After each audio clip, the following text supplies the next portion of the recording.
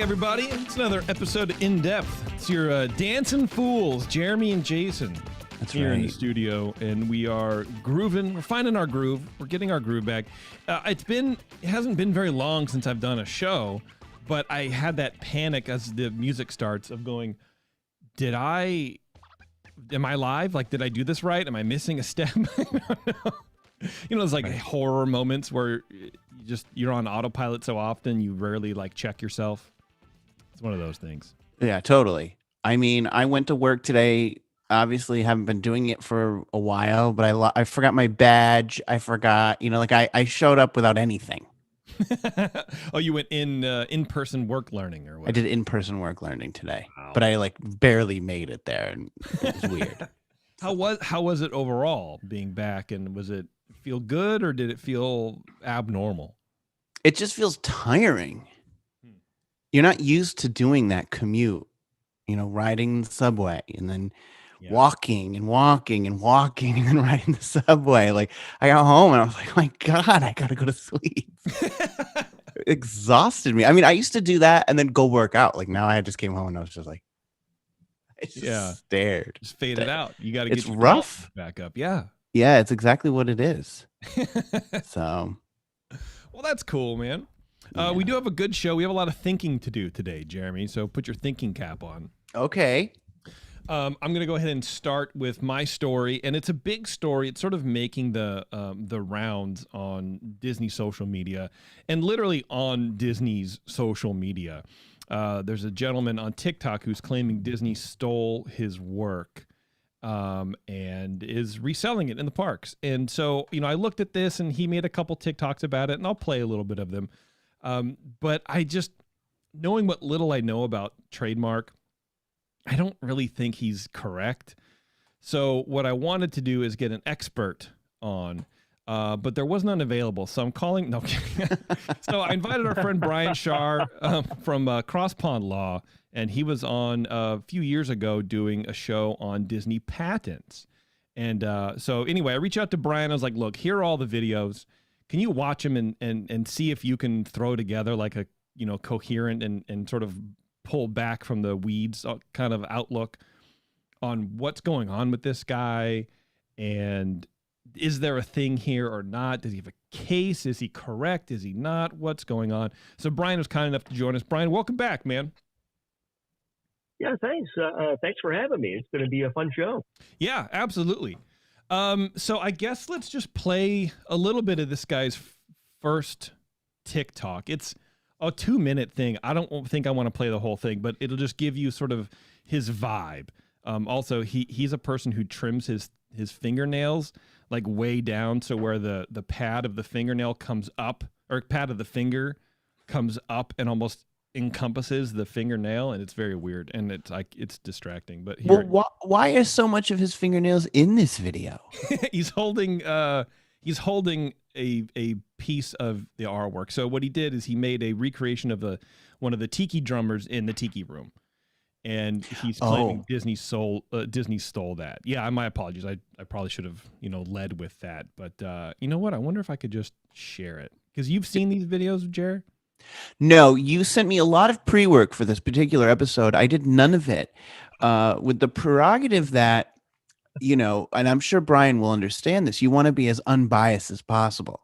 True. So I would like Brian to select me for the jury, and I want to just present the arguments and see what happens. Wow, this is definitely throwback to Supreme Resort days for you. Oh, yeah, but I'll tell you this. I did a lot of pre-work for Supreme Resort. Which is why I had to get off it, because it was taking up all my time. Too much, yeah. All right, well, here it is. Here's the video. He stole my artwork and is selling it in their parks. Yay. A bit of backstory. In 2018, I made this fan art sculpture of one of the tiki drummers from Disney's Enchanted Tiki Room. I have loved the Tiki Room ever since I first saw it as a kid and wanted to recreate a small piece of it for myself. When I posted images of this little guy on social media, I received hundreds of messages from people looking to buy it. Not wanting to deal with that, I released the 3D model on Thingiverse under a Creative Commons license so people could just make one for themselves. Then last week, a friend of mine sends me this photo of the official Disney World 50th Anniversary commemorative music box featuring the Tiki Drummer.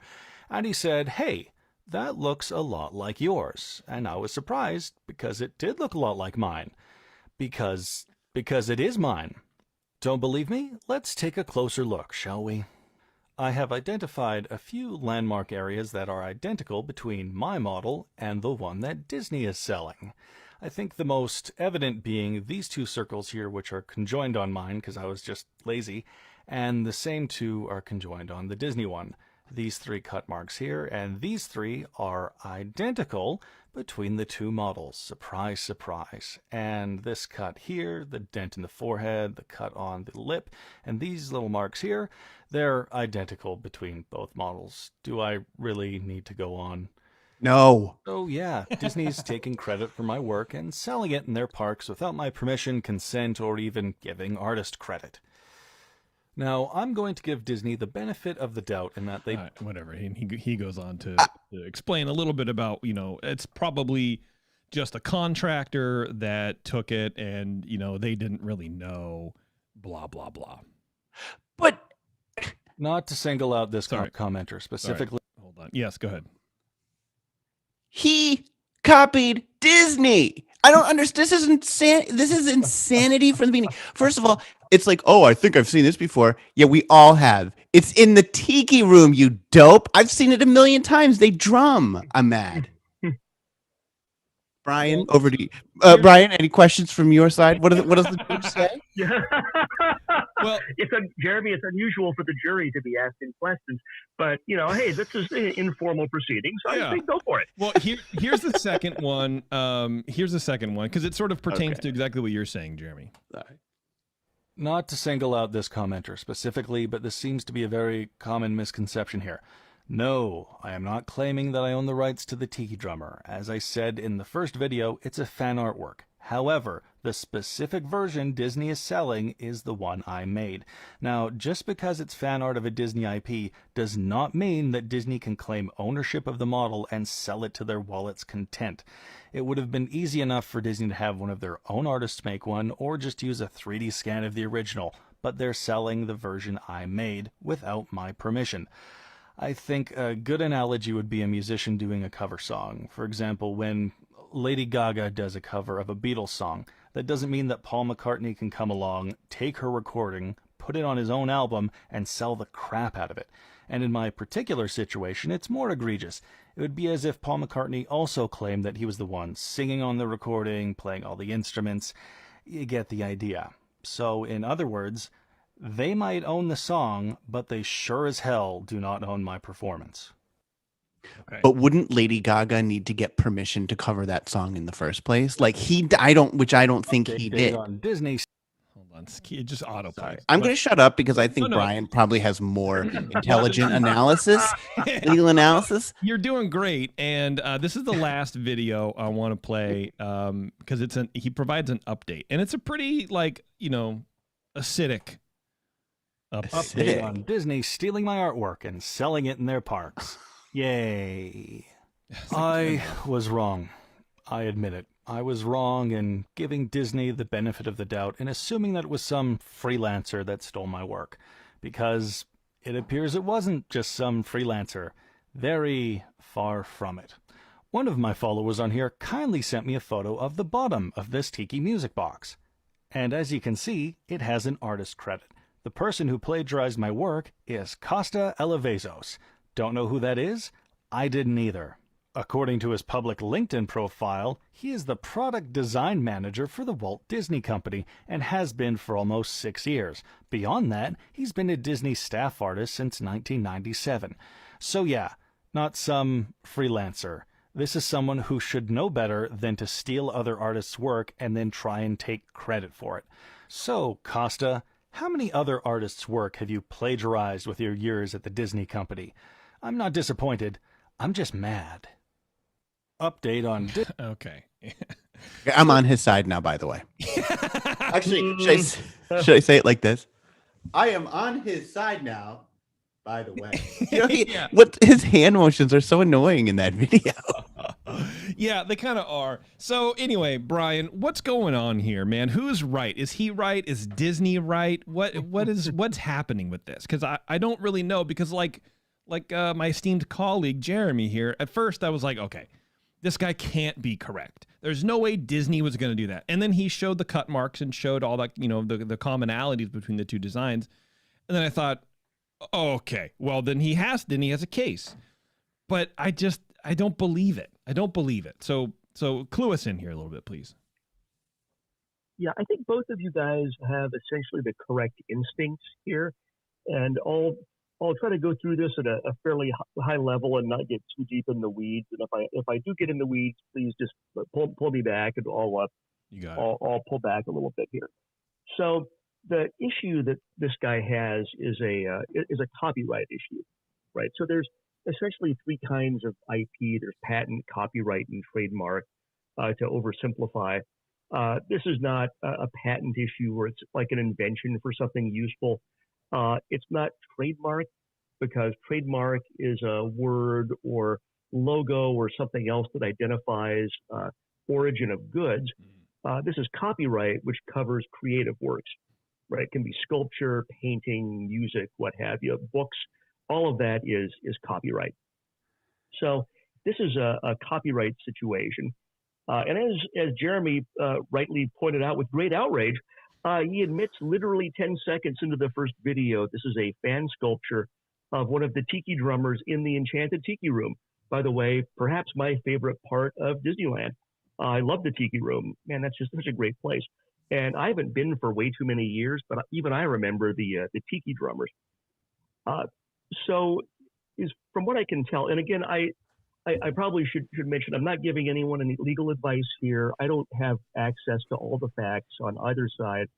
Really, the only information I have is from those videos. So all I can base this kind of very high level opinion on is just those videos that are in front of us that we just listened to. Mm-hmm.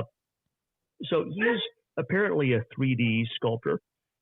It seems like he made like a little 3D printed version of the tiki drummer, and probably created an instruction set. Looks like he shared it on some website that lets you share that.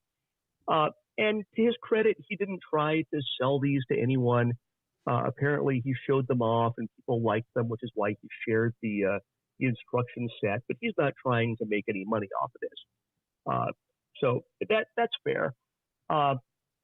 The issue here is, what rights does he have to that specific model that he did of the tiki drummers that he admits are from the Tiki Room? And unfortunately for him, I don't think he really has any rights to that. When you own the copyright to something, and in this case, Disney owns the copyright to the original tiki drummers, obviously. They're in the Tiki Room. Someone at Disney came up with that, and those are the property of Disney. Mm-hmm. Now, copyright doesn't have to be something that you file a copyright application for, and probably they didn't for the Tiki drummers. Copyright can be something that's called, quote, common law, unquote. If I write a book and I never send it to the Library of Congress and fill out my little form and send in my, was it $50 now, and get a formal copyright, I still have a copyright to that book because it's something that I wrote, and there's let's leave it at the fact that it's a common law copyright that I have ownership of that. Okay. I don't know if Disney has a formal copyright or a common law copyright to the Tiki drummers. Either way, though, it's the owner of the original work that has the exclusive right to prepare what's called derivative works. And a derivative work is essentially any form of artistic expression that's based on something that's already out there in the world, right? It could be something like fan fiction. Fan fiction is a derivative work. My daughter inexplicably loves fan fiction. I hope she'll age out of that. It can be, it could be a painting of, the Mona Lisa with a cell phone. It can be. You can think of 1,000 examples of derivative works where someone uses a previous work as a base for something that they've applied some creativity to. I know one. When Jason uses the Supreme logo to put and put words in it. Yeah. That's, oh, good. Yeah. Yep. Maybe we'll not talk about that too much right now. No, that's definitely me being a total, butthead for sure. So, I mean, this guy, and to his credit, he clearly loves the tiki room. I love the tiki room. I get that. And he wanted to make a little something he could just like put on his desk or put somewhere that reminded him of the tiki drummer. Yeah. And he did some work to make that into a 3D sculpture. And that's a derivative work. The problem is it's an unauthorized derivative work. So I think in the first place, he's probably lucky he hasn't gotten the cease and desist. Mm-hmm. Although in his case, all that letter's going to say is, "Hey, take that instruction set off of where you're sharing it." But because Disney owns that underlying work, he doesn't have any rights to the derivative work. Now, I get why he's upset, right? And he in that one video, there are certain little spots and pieces and little tool marks on that tiki drummer that are identical between what he did and the one that Disney is selling. And based on what he showed, I mean, it certainly looks like Disney probably pulled that 3D model off of that website, set it to some factory somewhere, had them go and make it probably with an injection mold. 3D printing is really expensive. You're trying to mass produce something.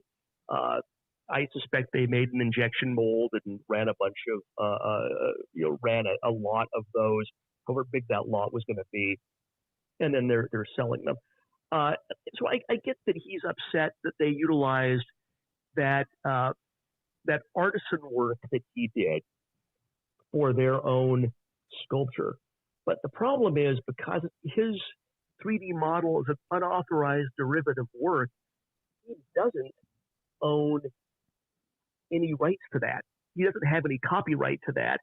And Disney can just grab that and use that in something they can sell. Mm-hmm. I noticed that he, this guy who's upset on this website where he placed the 3D model instructions, he had granted a Creative Commons license.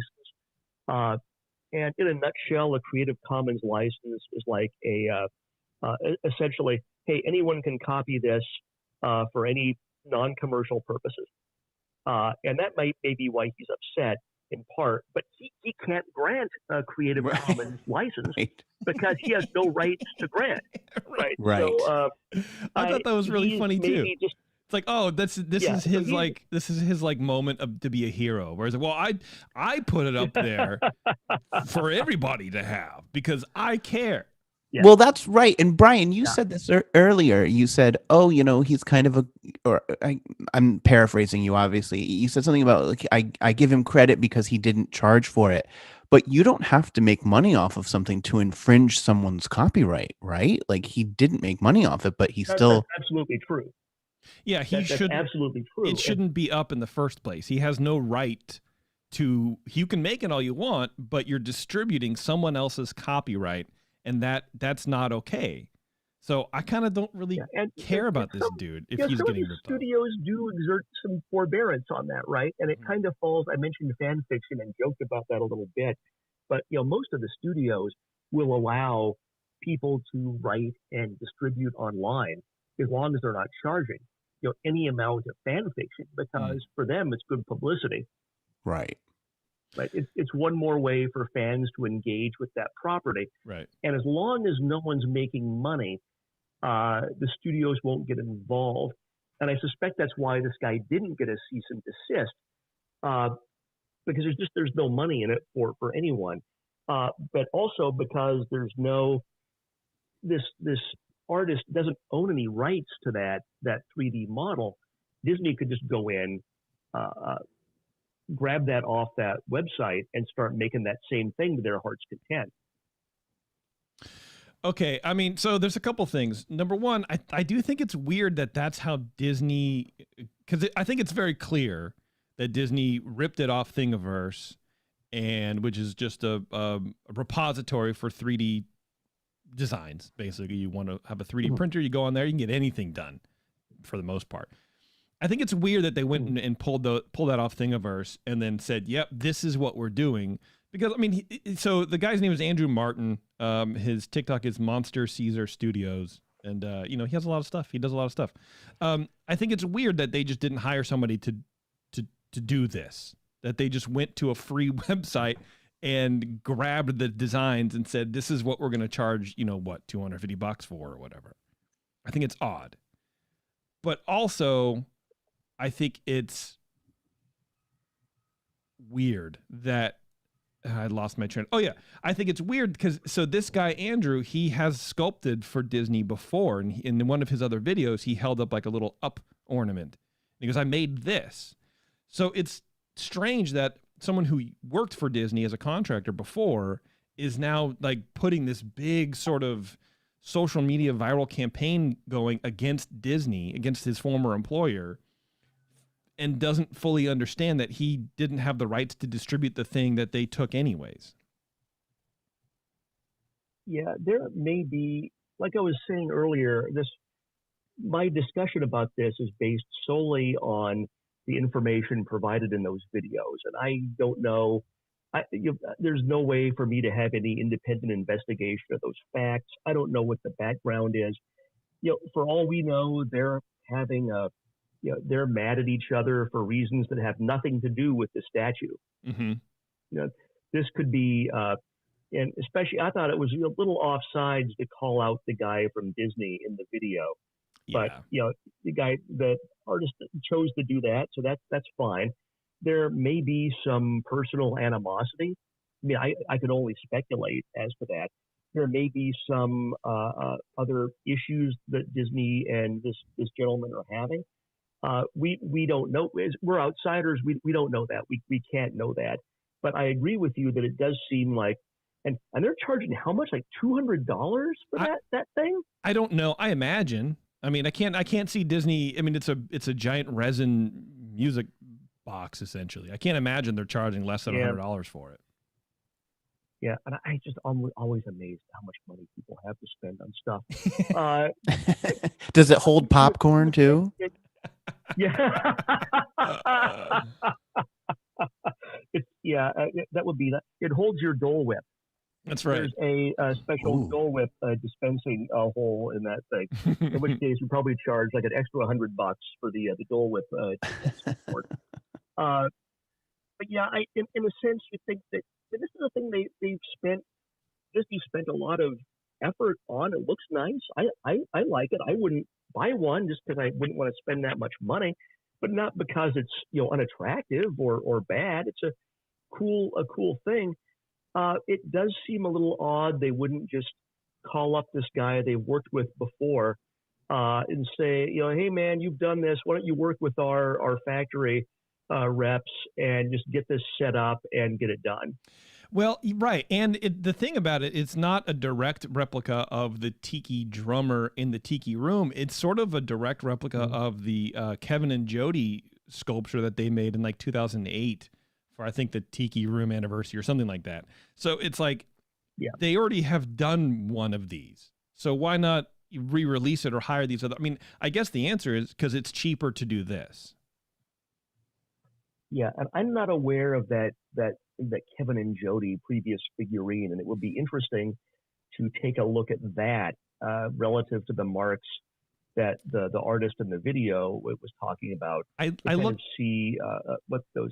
I looked at it a little bit, and they are. It is. I mean, it's hard to see. There's like one photo that exists. So some of like the circles that he say we're touching in his aren't there in the Kevin and Jody one. So it does look like Disney sort of pulled this offline and made it, sold and selling it. Yeah. But and that's where I think this guy is upset. And I think unfortunately for him, in my opinion, I don't think he's really got any recourse here. I don't think he's got any rights to assert for recourse from Disney.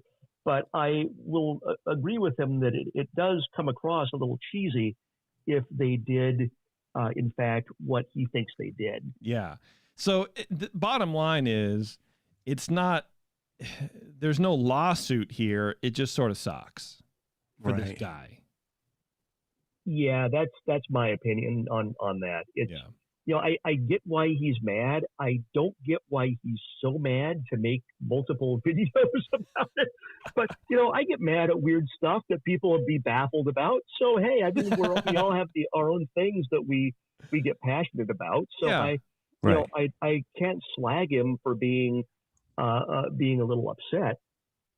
Well, clearly he has quite a bit of time on his hands. I mean, he's making 3D molds, he's making videos, he's over clipping his fingernails, he's spending way too much time on that. I wouldn't be surprised if the man doesn't shower every day. Who wouldn't do that? Well, artists are unique temperaments. And, he mentioned the thing about music, and I'm not going to get into music because music is insanely complicated. Mm-hmm. And there, as you know, Jeremy, and I suspect you probably know more about all the bundles of rights and copyright for music than I do. But there are so very many different rights that attach to music. The performance rights, the sheet music rights, the reproduction rights. And I get what he's trying to say about a cover song, but it's really not a good analogy because music and sculpture are just two totally separate things in copyright land. Right. Yeah. They are treated much differently. Oh man, I lost my train of thought. Don't you hate it when that happens? It's because Brian is so fascinating. I could listen to Brian talk about this and probably any other legal issue all day because there's so many different aspects that you have to consider, and he's able to do it and break it up piece by piece. Right. I love it. Well, thank you. See, you've lost your train of thought because I am now steering the Disneyland train of thought around the show. Right. Well, it is. Jason sort of made a good point earlier too, and that's like crappy and illegal don't always coincide. Like it could be kind of extremely true. Right. Like just because you can get away with it doesn't mean maybe you should. Where I kind of veered and switched how I felt about this was when I think Disney has the right to make that item, but there's like a signature on the bottom of the sculpture that Disney's selling. And it's like, I think it's a little much to go ahead and put your signature on the bottom of this as though you just drew it and then you're like signing, like it's like you're Jack Dawson in the Titanic and you just drew a chalk drawing of Rose and you sign it Jack Dawson. Like, I'm sorry. You just, if that was a little bit too far with the signature. Agreed. I agree. I feel like I think it's great you managed to get Titanic in there, Jeremy. We're in just a few minutes into the show. That's pretty good. It's been half an hour, Brian. I know. Actually, I feel like I'm a little late with it, to be honest with you. Yeah. Well, it is weird. Like, last thing I want to say about it is it almost sort of seems like thumbing of the nose by Disney at this guy. Like, oh, you're going to take our work and put it online for people to download and print out? Okay. Well, we're just going to take it and print it and sell it. And now you can't do anything with it at all. So there you go. And I'm going to sign this thing. I mean, I know they're not playing that petty, but it just seems... So I guess, again, the bottom line is, okay, Disney stole your artwork that you sort of stole and put and released to Robin Hood. You know what I mean? Like, it's not... Yeah. So this guy's made, like, 5 TikTok videos about this thing, and one of them has, like, 1 million views. It's insane. It's insane. He's really generating a lot of publicity for his channel and whatever he does, freelance artwork, by stealing someone else's art first. Like, it's definitely one of those. But I stole it first. You can't steal it from me. I took it first from you. It's like robbing a bank with a partner and then stealing from the partner. Right. Well, if you ever watched the Heist movie, you know that always happens. Like, I wouldn't know that from years of experience robbing banks myself, but that seems to be what always happens in a heist movie. D.B. Cooper, ladies and gentlemen. Signature.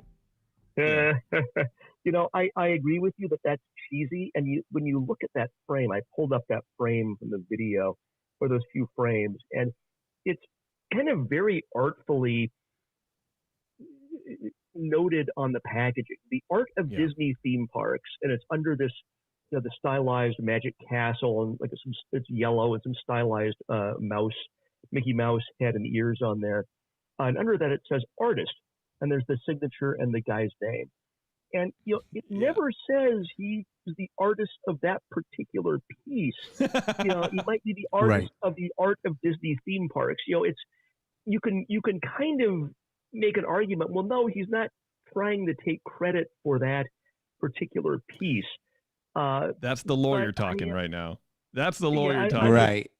I'm looking at this for how Disney might try to approach this. Yeah. And there's something going on here, and like I don't know what their design process is, right? I don't know if this guy whose name is on here told like a bunch of people to, okay, these are the types. I want one thing from the Tiki Room and one thing from one thing from Small World and one thing from the Haunted Mansion. You guys go out and do it. Or if he told like his team, go out and find a bunch of stuff and bring it to me, or do it up and approve it. For all we know, someone who works for this guy went out and found this and never told the gentleman whose name was on the box what had happened. There's so many things internally that can happen. And as I was kind of mentioning earlier, we don't know what kind of relationship this guy has with Disney, this artist. And we don't know what issues they may have had totally separate from this that may cause them to have some bad blood, if that could be a possibility. There's a whole lot of stuff.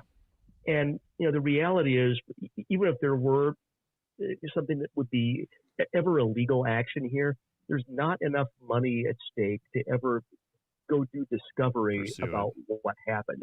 And discovery is that process in a lawsuit where you each party serves on each other. Hey, I want a bunch of documents and records and depositions of people that were involved with this.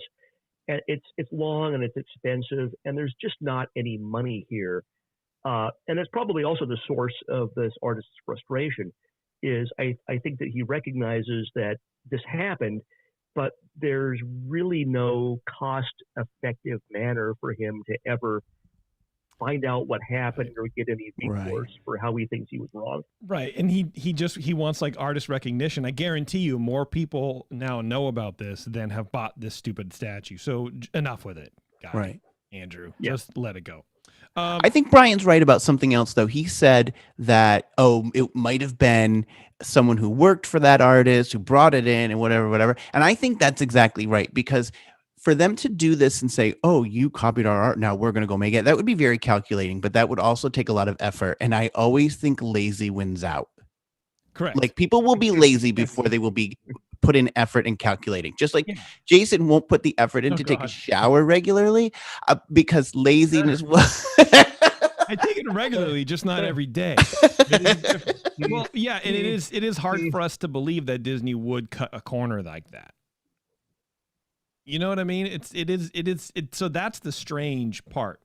But I think all they do is cut corners. Have you been to these parks lately? They're cutting corners left and right. You can't get on a tram. You can't. They're limiting how much food you get because your waistline's too big. They're cutting corners, man. That's true. All right, Brian, we'll let you go, man. I appreciate you taking the time. Where can people go if they want some patent advice or any other sort of law thing that you do? Plug yourself. If anyone would like to find out more about IP law, you can go to www.crosspondlaw.com, or you can find Cross Pond Law on LinkedIn, and you can read some stuff there or get in touch. But thanks so much, you guys. I really appreciate being on the show. It was a lot of fun. Awesome. Yeah, that was illuminating. I really enjoyed it. Thanks, Brian. We're going to take a quick break. We're going to shuttle Brian out of here, and then we're going to come back and we're going to do a couple more stories. But hey, it's the name of the show, In Depth, right? We went in depth. We did. We contracted it out. We finally lived up to our name. Yeah, absolutely. All right, everybody, hang on just a second. We'll be right back. All right, cool. Yeah, thanks, Shar. I appreciate it, man. Good job. It was my pleasure. I was glad to do it. It was fun. Jeremy, it was nice to get a chance to meet you, at least on the phone, and have a chance to chat with you. Same for me. Yeah. All right. Definitely. You guys take care, and too, we'll talk buddy. to you soon. All right, man. Have a good night. Bye. Petros, before we return, Yeah, I'd like to go fill up my water. Yes. Good. Go ahead and do it. I'll be Okay, right back. BRB. All right.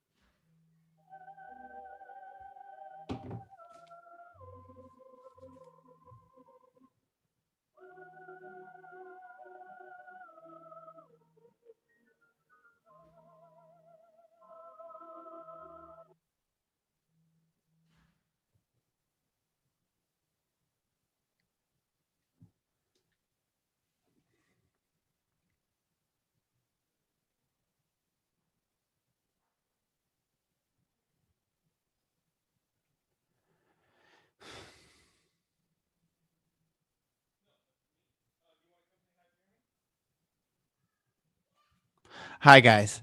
You get to hear my ringtone just now. My phone is paired. Come on, dude. If you want to say hi, say hi. Your ringtone? Oh, Bevo just called me. Oh, is your ringtone the mine train from Nature's Wonderland? Yeah. Because I was sitting here going, why do I hear that? Like I could faintly hear it. Alice. Wait, hold on. Hi. Hi, Alice. How are you? I'm good. I wanted to say thank you very much for the Valentine that you sent me in the mail. I got it. It's hanging on my refrigerator. Oh, that sounds like a pretty... It sounds pretty cool, and... It is. It is. I think it's pretty cool. I think it's the greatest place for it, and I love it so much. So thank you. You're welcome. You're so nice. How did you get so weird? What? Too many drugs? Okay. Oh my word. All right. You're going to get out of here so we can finish? All right. You want to say bye? Bye. Bye. Have a good night. I will. But we have to eat dinner and stuff. What are you gonna have for dinner? I haven't decided yet. Oh, well, you better think about it and have something very good and nutritious but tasty. Okay, I will. Okay, good. You want to tell Jeremy a joke real fast? No? Okay. I love you. Good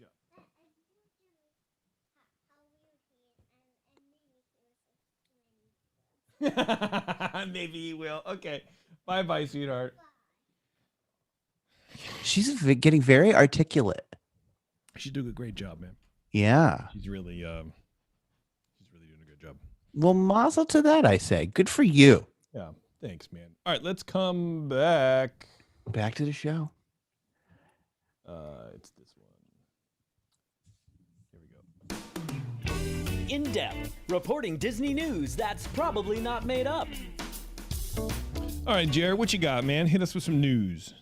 Well, spectaculars are coming back at night, and that means changes for a parade full of light.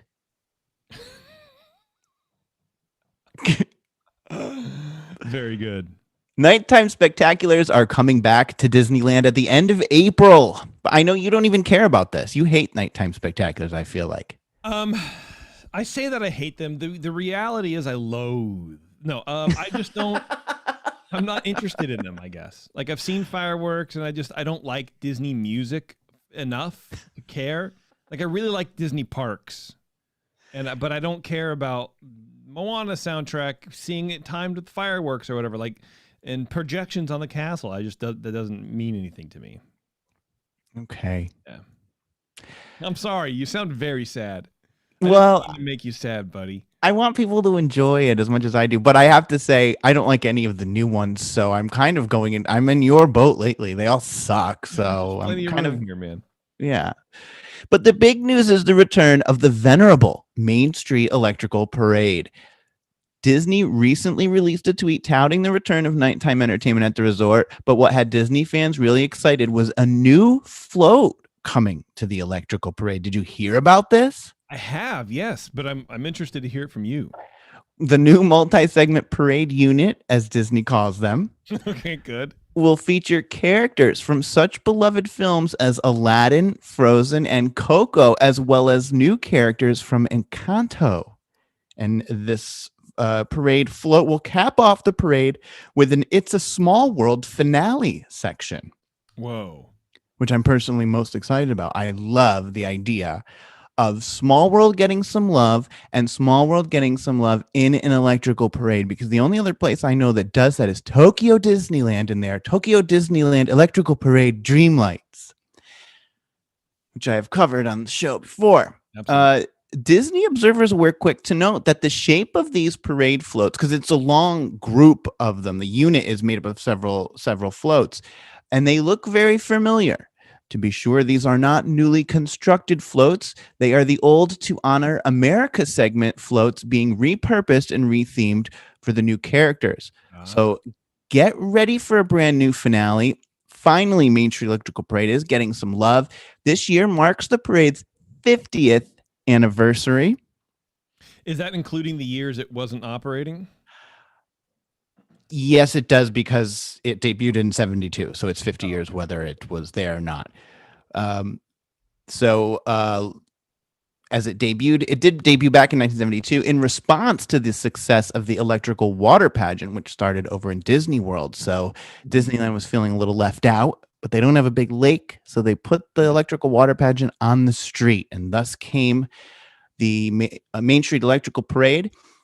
Look for it when it returns to the streets of Disneyland on April 22nd. That same day, I should note, Disneyland Forever Nighttime Spectacular will also return to the skies above Disneyland. That show debuted back in, I believe it was 2015, as part of the Disneyland Diamond Celebration, which it's hard to believe that the Diamond Celebration is already almost 7 years old.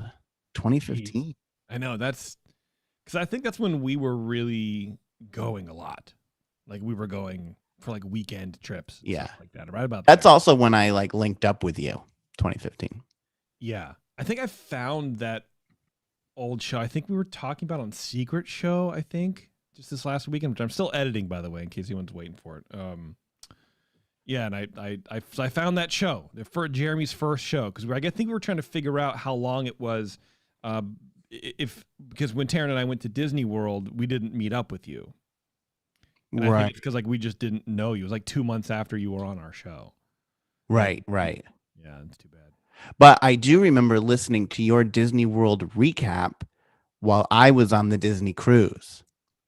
Oh. You guys were talking about it when you came back, and I was cursing you because things, I was like, no, that's not it. You missed this. When you yell back at a podcast. Yeah, that's what I was doing that day. I do that when I'm editing. Yeah, for sure. I'm sure. But that's not all the newness that's coming back. Over at Disney California Adventure, World of Color will make a splash on the same night, April 22nd, and on May 28th, so another month after that, Phantasmic will once again return to the Disneyland Resort. So a lot coming back to nighttime at Disneyland with a new update to the Electrical Parade. But now we just all have to wonder, what are they doing with Paint the Night? Because you guys are just now hoarding nighttime parades. You have Paint the Night, God knows, it's sitting in a barn somewhere. Main Street Electric Parade's back, and we don't get to have any. So I'm not sure. And also, what does that mean for the return of Phantasmic at Walt Disney World? We've been waiting for that announcement. They've been doing a lot of work on that theater. I recently saw photographs that the moat in that theater in Disney World has been reflooded, so it looks like it's coming, but they just haven't announced the return. It would be kind of neat if Phantasmic could debut on the same night on both coasts, I think. Yeah, that'd be a treat. That'd be kind of fun. Wouldn't that be great? Yeah. I guarantee you if that happened, some blogger somewhere would be like, that's messed up that I couldn't try to go to 2 of them in the same day or whatever. I mean, I guess you can't it theoretically anyways, but I'm sure someone somewhere would have a problem with that. Right. Well, we know that you can't get from one side of the coast, one side of the country to the other because Chapek had that commitment and he couldn't come to the thing. Remember? Yeah. So we await those announcements. But one thing I can assure you is that when they are made, you and I will discuss them. Yes, absolutely. So, yeah, absolutely will. All right, that's it. I just have a quick update before I get to my other story. I was talking last time on the last show about the Marvel Cinematic Universe TV shows that are on Netflix currently that were produced by Netflix, like Daredevil, Jessica Jones, Punisher. You were saying they're a bit darker, I think, right? They're not as kid friendly. Yeah, they're definitely not kid friendly. I mean, Jessica Jones she's like a private detective, but she's just a severe alcoholic. And she's indestructible or something like that. And, just a lot of stuff like that. There's a lot of darker tone, a lot of violence and whatever. Right. But they're all great, honestly. I think they were all really good. The Punisher for me was a little more dramatic than I wanted it to be, sort of story. Like, it was a slog for me. But everything else is great. Anyway, according to the terms of the contract that I guess Netflix has with Disney, all those shows are now gone. They left Netflix, I think, yesterday. Okay. And there was no announcement really where they're going to go, assuming they're coming on Disney Plus or Hulu or whatever, but we didn't really have a date or whatever. But now we do actually on March 16th. Some of those shows will be coming to Disney Plus, but only in Canada. Well, that's weird.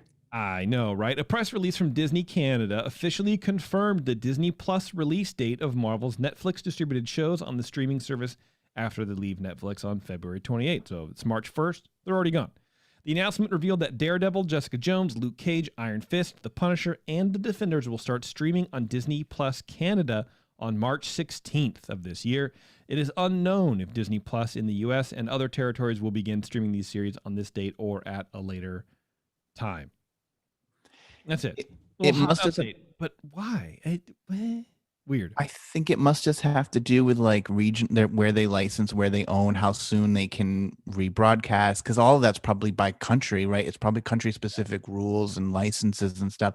So I would imagine that it has something to do with that. I just can't believe they're not going to put it on Hulu. I really thought that was where this would go. I thought so too. And maybe they're trying to like flesh out their sort of, more adult content on Disney Plus. But it's, I don't know. It's weird. We'll see. We'll see how it goes. I could also see like in Hulu, it would sort of get lost. If you go to the Marvel tab in Disney Plus, there's all that content there and they can sort of reorder things in certain timelines and stuff like that. So maybe it just makes more sense categorically to keep it on Disney Plus. Yeah. Okay. I don't know. Do you want me to do my next one? The 21st Amendment Brewery's latest beer release, Tropical Brew Free or Die IPA, puts an island vacation in their whimsically designed cans. That's right, cans. This refreshing year-round release, Tropical IPA, is brewed with pale and Munich malts, brimming with Azacca, Citra Cryo, and Mosaic hops, and topped with a splash of pineapple flavor. The result is a clean, refreshing beer featuring a mix of sweet malt, balanced bitterness, fruit-forward hops, and a nice tropical vacation at the finish. Tropical Brew Free or Die IPA is available at your local good beer shop, neighborhood taproom, and anywhere else people come together to find great craft beer. All right, Jarrett. What else you got? Well, the race was delayed, leaving runners dismayed. Jason, as you may or may not know, this past weekend was the running of the Walt Disney World Princess Half Marathon weekend. And Run Disney screwed it up royally. Get it? Did they really? Yeah. The 5K and 10K races went on Friday and Saturday without any issues, but when early Sunday morning came around, Run Disney participants were seeing red over the calamity that led to Run Disney delaying the Princess Half Marathon by 15 minutes, which is highly unusual unless there's a weather or course safety issue. So you got to think about the logistics of this thing, right? Starts at 5 a.m. Okay, that's the first corral that goes off, the first wave of runners. Okay. The slowest pace that they allow you to run and maintain without getting swept off the course is a 16-minute mile. For a half marathon, if my math is correct, that means it would take you 3.5 hours to complete a half marathon at 16 minutes a mile. That's roughly a long 3. time. Yeah. It's a long time to run, dude. Yeah. It's a long time to be out on the course, but also the math is that's 8:30 that you would finish at the earliest. But probably if you're running that pace, you aren't in the first starting corral. So they start 5:30, 5:45. So now you're just pushing it back. Well, parks are now opening. So the point that I mean is 15 minutes may not sound like a big deal. Yeah. And it isn't that much of a big deal if you're a runner, but actually for the theme parks, that's a big deal because you got to get those runners out of there.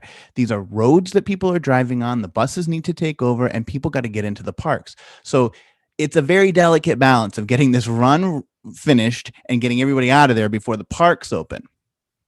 Well, runners have to be aboard their buses by 4 a.m. at the latest to guarantee arrival for the 5 a.m. race start. But when I walked up to the bus stop at 3:50, because I like to cut it close because I need as much of my sleep as possible, the Run Disney attendant announced that the race would likely be delayed due to transportation issues. He goes, so just so you know, the next bus is going to come through here. He's like, I'm waving them on empty because I know that there's people at 3 other hotels that have been waiting for about 45 minutes.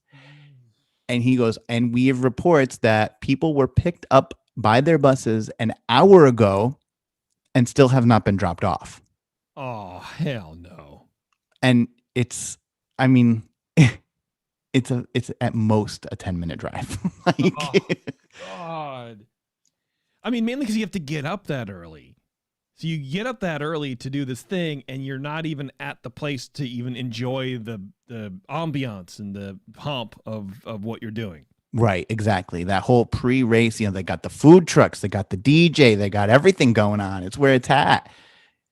But buses were clogging up World Drive and Epcot Center Drive in bus gridlock with runners stuck aboard the buses. By 4 a.m., only 25% of the athletes had been fully transported to the race start. Wow. Run Disney has been going for over 25 years now, and every time they run a race, it's almost like it's the first time. This is not new. There's always a glitch. You're always like, okay, where's the bus now? Like, how long is it going to take to figure this out? Wonder what happened. Well, perfect question at the perfect time. There were several causes of the delays, which combined to create a transportation catastrophe. Just outside of Epcot, there is a bridge undergoing replacement, which meant not only was the typical half marathon race course altered to accommodate the big gap in the road because there's no bridge there, but it led to greater congestion entering and exiting the park.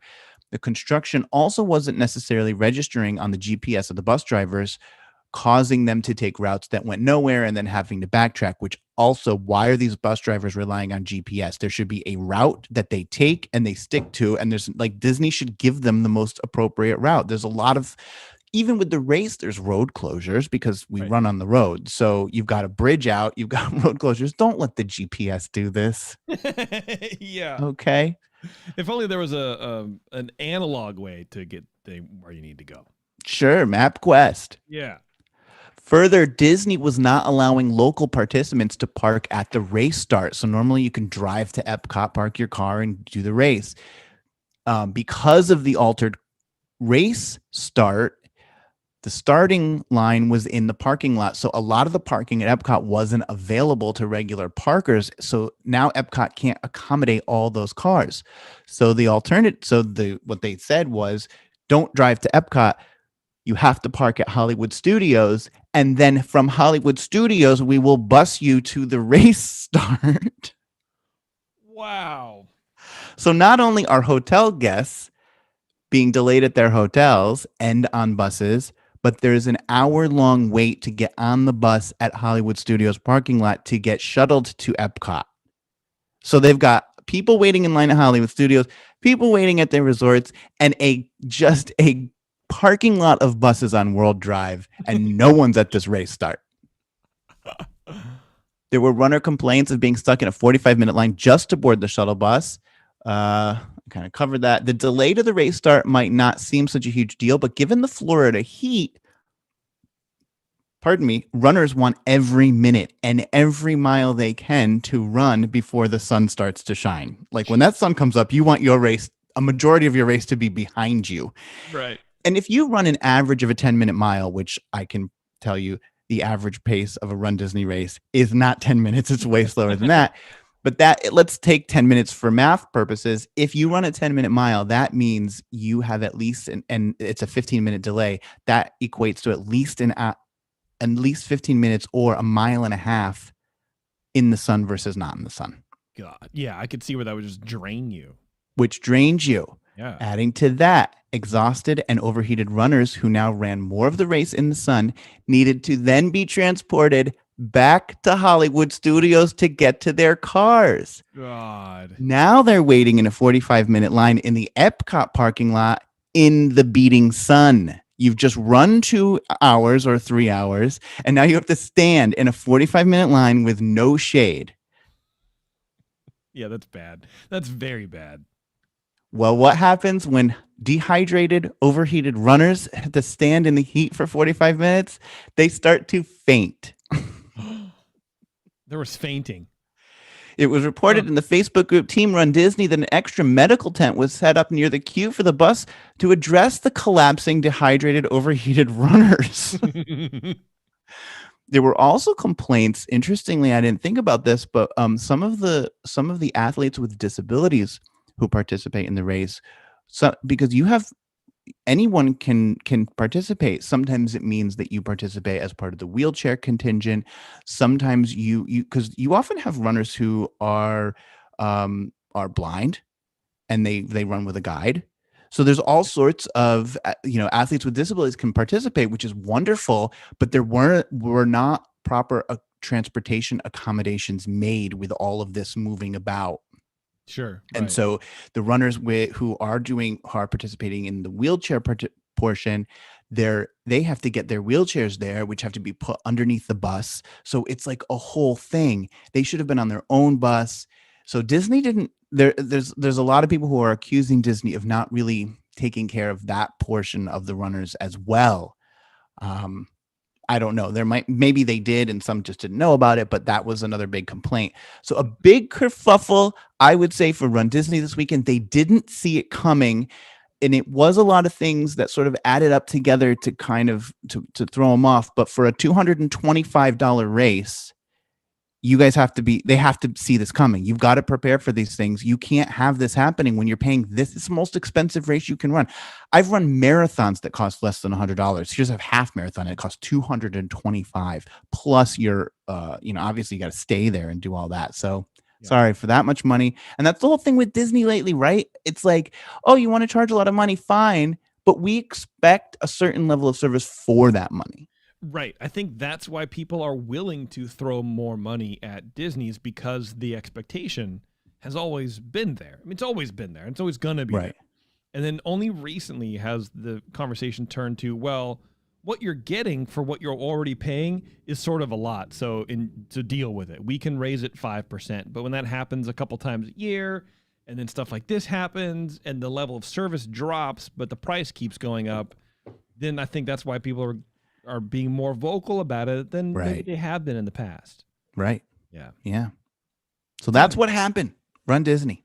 Sounds awful. Well, Jeremy, I mentioned a little bit ago, it's March 1st. And it is. Do you know what that means? What opened today to the public? Let's test your Disney knowledge. March 1st. What opened to the public? Oh, I know what opened officially, even though it feels like it's been open for like 2 months. Yeah. The Star Wars Cosmic Hotel. Yes, and that's the name. I'm surprised you got the name right. I know. That's true. It opens today, so good luck, Godspeed to those weary travelers who are blasting off into the past, but it's also the future somehow, because the whole Star Wars universe is a long time ago. But a few days ago, members of the press, the Disney news blog sphere, and social media influencers, said with air quotes firmly in place, were invited to a 4-hour preview experience of the new Star Wars Galactic Star Cruiser Hotel and live dinner theater at Walt Disney World in Florida. And the reviews are mixed, really. Let's start with what the whole event is, okay? The Galactic Star Cruiser is a 2-day experience, so it seems impossible to drop a 4-hour preview for folks and still give an accurate representation of what the general public will expect. But judging by most accounts online, Disney did a pretty good job. A normal stay at the Galactic Star Cruiser Hotel, or whatever it's called, will look something like this. Guests arrive at this concrete mass that serves as the entrance to the shuttle bay. It's like very brutal. It's like, oh, am I in, 1980s, Germany? Or am I at a futuristic looking hotel, even though it's, in a timeline in our past, right? It's like you go on board the hotel, on board the ship, the Halcyon, and it's like this sort of Art Deco-y, ivory colors and gold and opulence and whatever. But the front of the hotel is it's literally just concrete. It's not even painted. It's just stark, dramatic lines. It's like, what is it?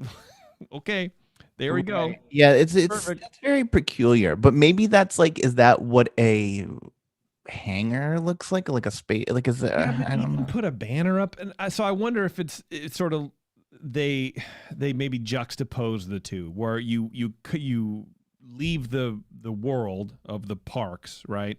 And you enter through this stark, lined, angular, drab building, and then you enter the lovely world of the Halcyon, right? So maybe that's it. Maybe just to kind of break up what you're seeing already. Who knows? So you arrive at the mast, and that's the entrance to the shuttle bay, which will ferry you up to the Halcyon, which is the name of the ship you're actually going to be staying on. Well, rich people will be. We won't. At about $6,000, for a family or whatever. I'm not sure we can scrum up almost 3 months of rent for a 2-day adventure, but that's just us. Once you're in the shuttlecraft, some clever Disney magic happens, and you're flown aboard your hotel. The doors opening and depositing you inside the atrium of the Halcyon. And apparently this is where a lot of the madness happens throughout your 2-day stay, so guests will be coming back here more than once. Guests also get a magic band of sorts, which allows them to access different things aboard the ship. And with using the Play Disney app on their phones, they can have access to the full ins and outs of what's going on during their stay, like lightsaber training, group activities, etc., etc.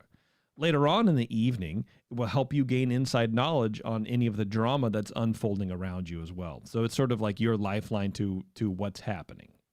Okay. There are about a dozen main characters you might encounter on your trip, and each one plays a different role within the broader story of the Halcyon. You can choose to help Chewbacca, for example, flee the First Order, or maybe you want to help the Resistance smuggle parts on board. It seems like there are a lot of little storylines to get lost in, which sounds cool if you like that sort of thing. I was reading that sometimes even people in the same party could have different objectives throughout their stay that sometimes are at odds with each other. So maybe one person has to, delete some computer thing or whatever, right? While another has to go to the cargo bay and, search for hidden smuggled goods or whatever. And I don't want to give too much away. It's just very heavily spoiler free. I'm trying to be. Okay. When the time comes for you to be ferried to Batuu, you will use your data pad there to collect information to support your faction back on the Halcyon too. So while you're enjoying your 9-hour stay on Star Wars land, you can also do these optional things with your data pad, going to the different boxes that are set up within Batuu and talking to other people and doing stuff. And then whatever's happening there is in line with the storyline that you're already on back at the hotel. 9 hours. Something like that. Yeah. It seems weird. Can you leave Star Wars land? I think so. I would hope so. And people who are on the Halcyon they get a little pin that designates where you are, or that designates that you're from the hotel.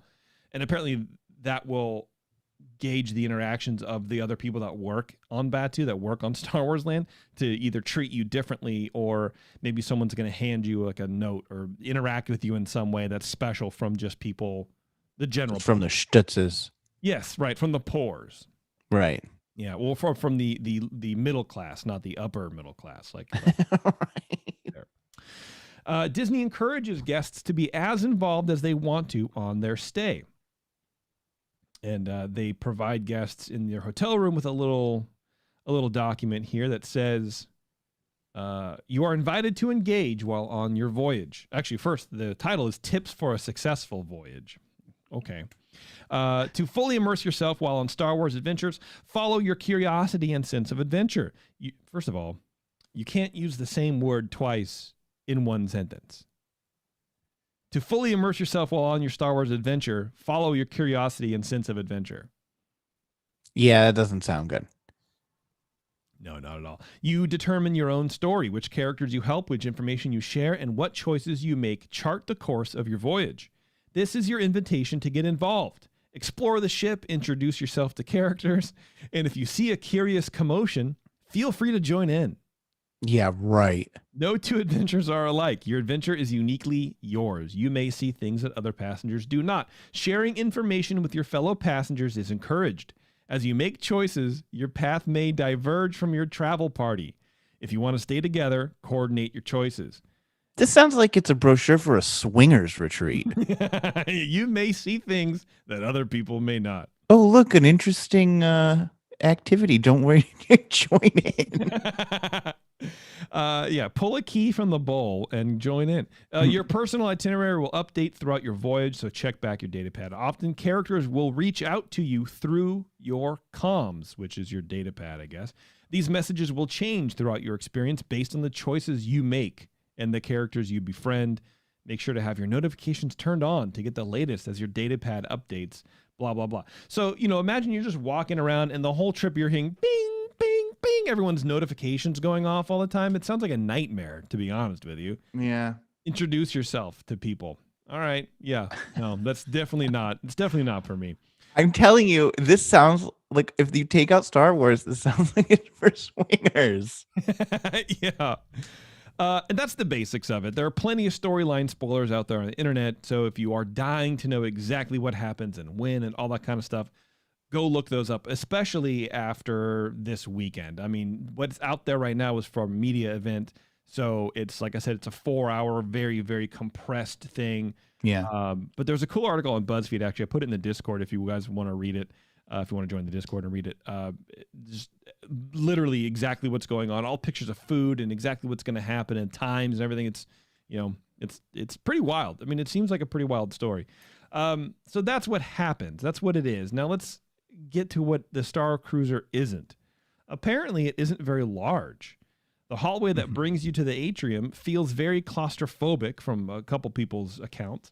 And that's just the start. Most of the interior of the hotel feels small, apparently, as well.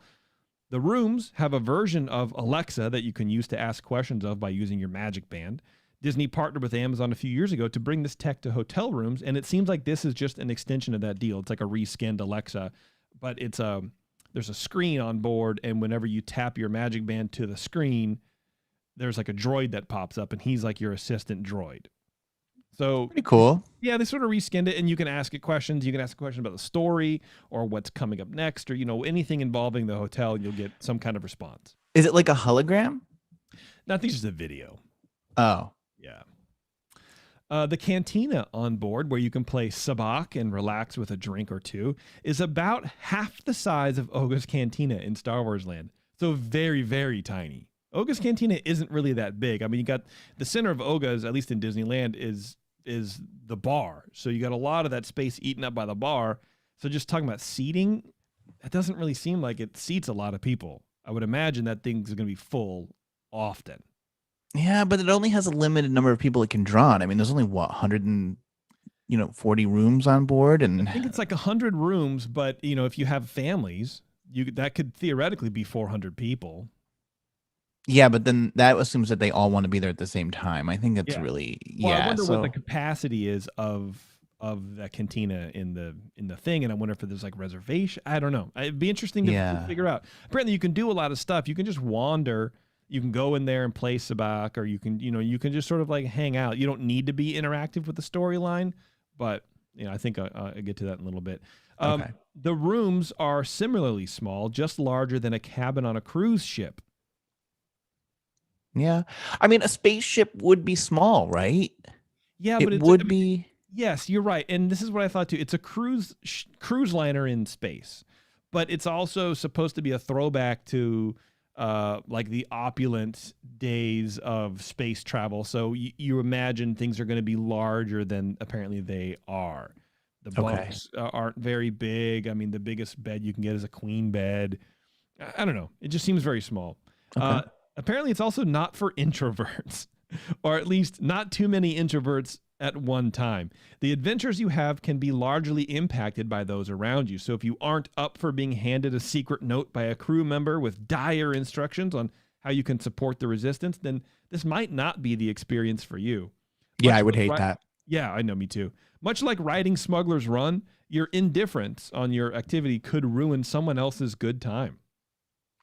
And that's what they're saying, like interact with your fellow cabin mates or fellow, what are passengers, I guess. But imagine if some guy comes up to me and starts telling me, well, that guy you were just talking to, I saw him talk. I was like, I don't get out of my face. Yeah, I'd be like, get bent, loser. I don't care. I just want to like look at stuff, and you can do that too. And I don't know, whatever. Yeah. And I have a feeling like the people who are into this are so into it that they're totally, I mean, oh God. I was looking up a lot of, it's funny you say that because I was looking up some reviews, and there's obviously a lot of videos about it. And someone on this video was like, I can't imagine like the hardcore Kylo Ren fan is going to be an extrovert. They're going to be more introverted.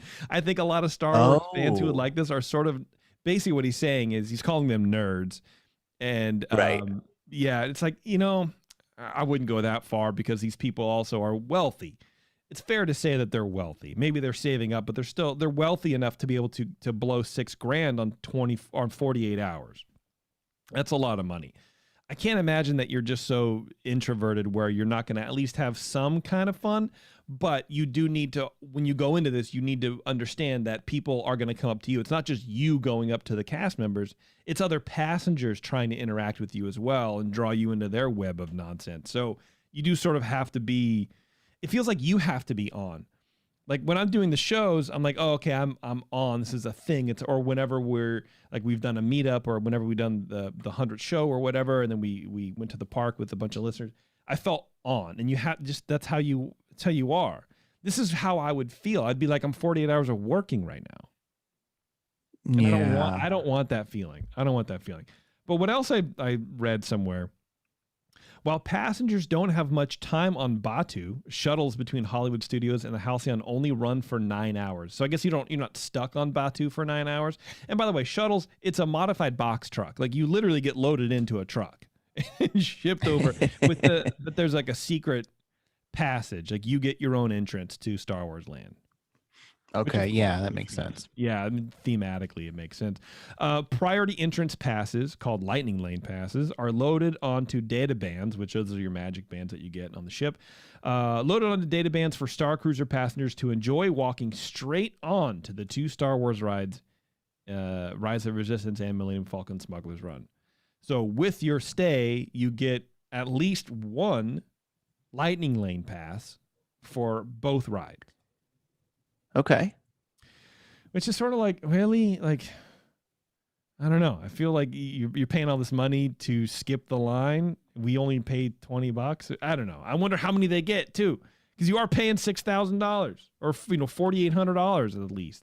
Yeah, but look, I mean, they've just got to add in. They've got to throw everything they can at this. Like, give them a free Dole Whip, too. Like, they need you've got to give them anything you possibly can to make this seem worth their while, because they're doing the electric slide in there. They probably are, man. Didn't you see the video? No. Oh. I mean, there's 100,000 videos out there, and I'm going to watch some of them on the Walkabout, which I'll probably do. Oh, God. I'll probably do Friday night. Watch the electric slide. It's a tough one. Okay. I'll watch it. I mean, go ahead. So what are the media folks saying about their overall experience is. Carly Wiesel, I don't know, on Twitter. Oh, Do you know this person? I know who it is. Oh, okay. She says, Star Wars Galactic Star Cruiser is a chaotic delight, kind of Disney escape that's uniquely special yet completely bonkers. Far from perfect, the exhaustive story needs streamlining and some experiences underwhelm. It remains an immersive triumph in spite of its flaws. Of course she said that. They paid for her to be on there. Right. These are all people who were paid. Right. Which is surprising why you said that the reviews are mixed. Because given that anyone who up to now has been on there has been comped in some way, you would think that the reviews would actually be more positive. So that means, well, yes, and overall they are, and I think that you get, I mean, that review wasn't terribly, bad. I mean, the exhaustive story, I think what she means is you can just sit and do all the storylines that you want to, but you don't have to also. They're completely optional. So, exhaustive is sort of relative. There are larger websites like Polygon and some of these other websites that are like, yeah, it was kind of small and, kind of weird, but overall it's really, it's good. And so I think it maybe depends on how big you are, or how much of a brown noser you are to Disney, where it's like, oh, I got this 4-hour free preview. Right. And that's it. I mean, they didn't get paid. They just got 4 hours to like poke around and, whatever. Child_Dirk says, I visited the Galactic Star Cruiser, and while I can't say if the experience will be, quote, worth it for everybody, I can say Disney has created something truly impressive and entirely unique. Walt Disney Imagineering should be proud. This is next level themed entertainment. At Vash Sky has a different take. They say, quote, the lack of effort is unforgivable. To charge $5,000 plus for an experience that includes these luxury accommodations is not only unacceptable, it's extortion. These decision makers at the company should be ashamed of themselves. And apparently this is in reference to a video looking at the rooms that are in place there. And the video was taken down by a copyright law or whatever. Okay. But that's what they're saying. The rooms are not luxury. You can't even fit a normal size tall person in the bed. Like it's not really great. So he calls it extortion. And then someone else replies to them. Sean Nyberg says, extortion? I'm going to make a list of the most asinine hot takes about the Galactic Star Cruiser in the next few days. This one is in the running for biggest attention seeker. Oh, God. Yeah, Nyberg. You know these people? I recognize that name for sure. God. Yeah, you definitely are on Twitter. Gratuitous Disney Memes says, oh, yeah, I know gratuitous Disney memes too. Says, I just think it's weird that there's a $6,000 2-night hotel where a man will come up to my kids and try to recruit them to be space Nazis. I thought that was pretty funny. This is from CNBC's Sarah Whitten. She says, quote, you have to be willing to play. Passengers get back what they put in. Hold on. Passengers get back what they put into their time aboard the Halcyon. If you suspend your disbelief, embrace the story, and participate without self-consciousness, this will be a trip you and your family will never forget. I would counter that with, even if you don't suspend your disbelief, do not embrace the story and absolutely participate in zero things and be self-conscious about it. You'll still never forget it. Right. I don't know. So is it worth it? That's up to you. I've not been shy about my feelings on this hotel, Jeremy, that it's just dinner theater turned up to 11, and I'm not really interested in this experience. But I always knew this would be a very well executed time, and by all accounts, Disney knocked the immersion out of the park.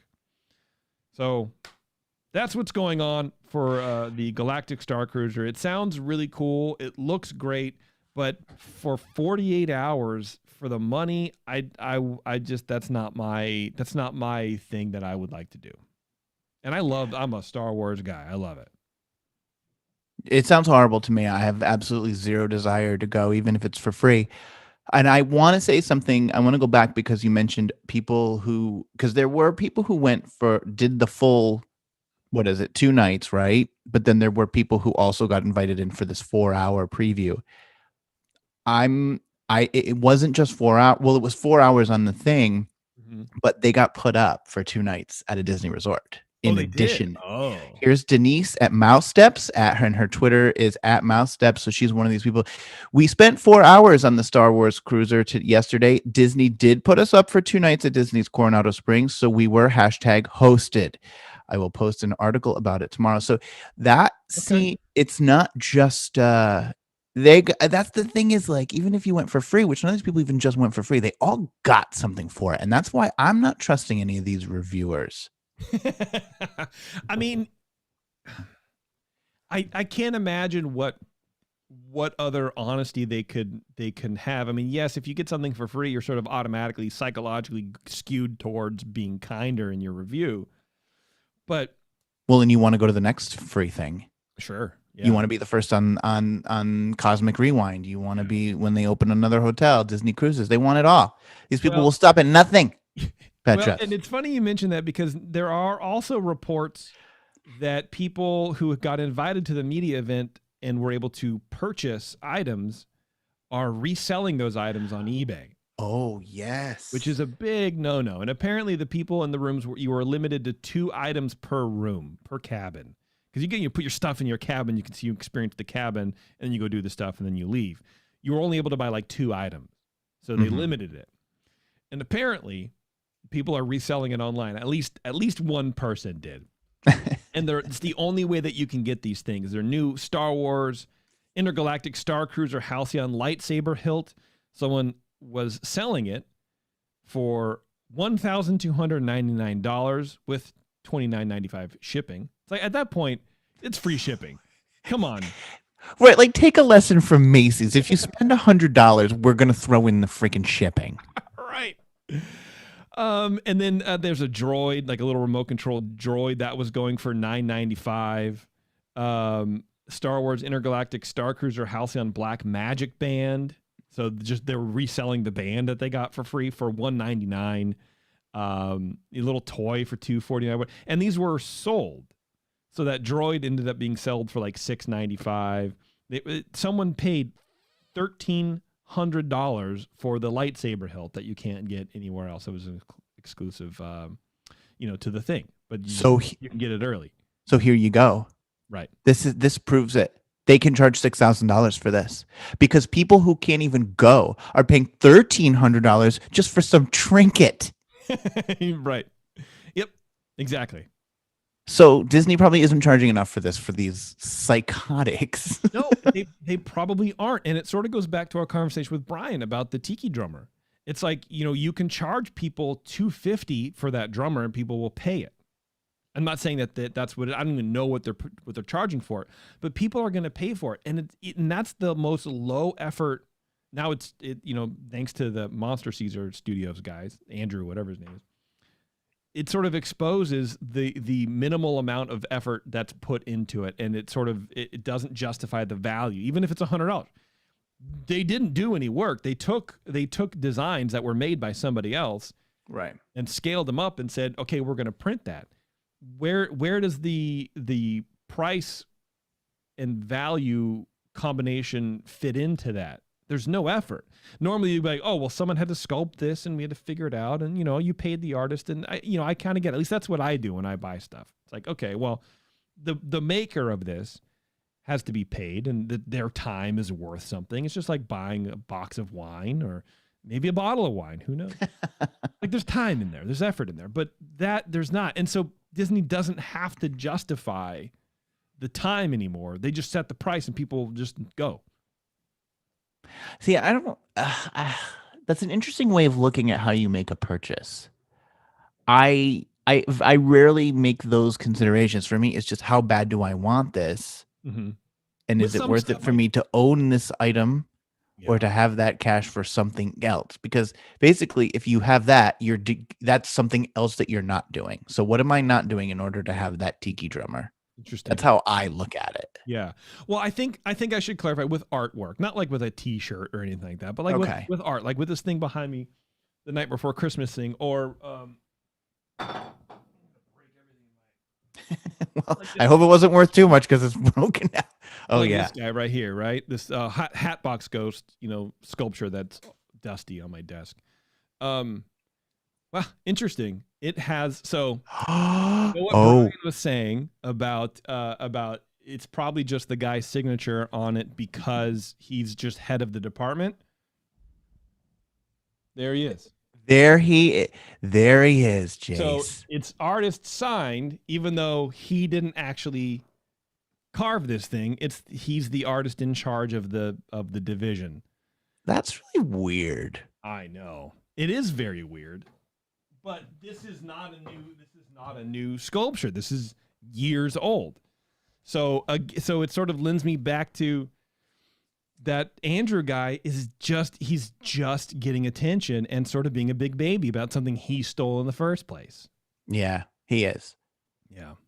Anyway, that's all I got about Star Wars Cruiser, man. There was the electric slide, and I Okay. was like, oh my God. And then there was bingo.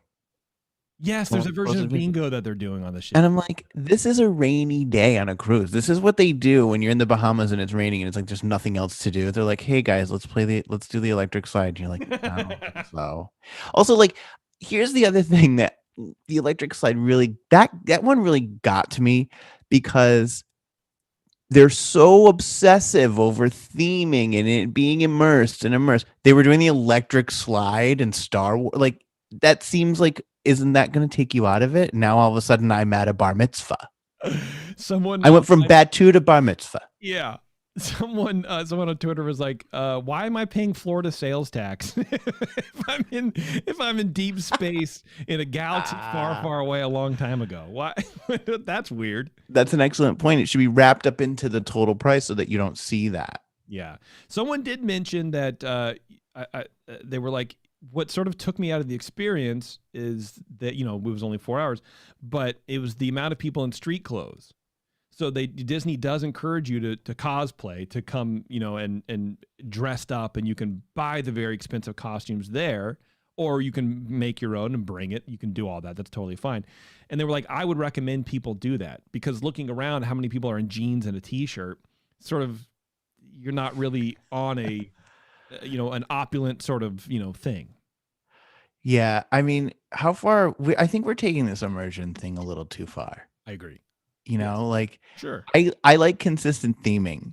I don't need the guests to be part of it. Like when I'm on Main Street USA, I still appreciate that everything sort of makes me think of turn of the century America, even though I have to look at someone in a juicy velour tracksuit. Yeah. Okay. Yeah. But what I want to do is I want to go there and do cosplay, but do the wrong cosplay. Do Star Trek. Or like, Titanic. Yeah, that would be like great. I'm on a ship. Yeah, I'm on a ship. And but instead I'm in like Victorian era or Edwardian era tails and top hat. If we got invited, I would have sent you, and because I'm not going to fly out there to do it, but I would have sent you to do it. What about a road trip? No, I don't know, maybe. All right, Jeremy. Okay. I think that's it. We're all done? All right. Yeah, that was fun. Yeah, I liked it. It was a good job. Thank you, everybody, for listening in. Thank you to Brian. You go to crosspondlaw.com. If you have an invention, actually, Brian helped me with my patent for patent for covers. Yeah. Neat. Yeah, bunch of stuff. Brian should have a legal podcast. We talked about it. I'm going to try to help him do it, but I don't think he has enough time right now. But yeah, I mean, he knows a lot about IP. So if you have IP law questions or whatever, or again, if you want a patent or anything like that, contact him. He could be like the Nancy Grace of the Disney legal podcasting world, which I think would be something. I'm unfamiliar. All right, everybody. Thanks a lot for tuning in. I really appreciate it. And until next time, we'll see you.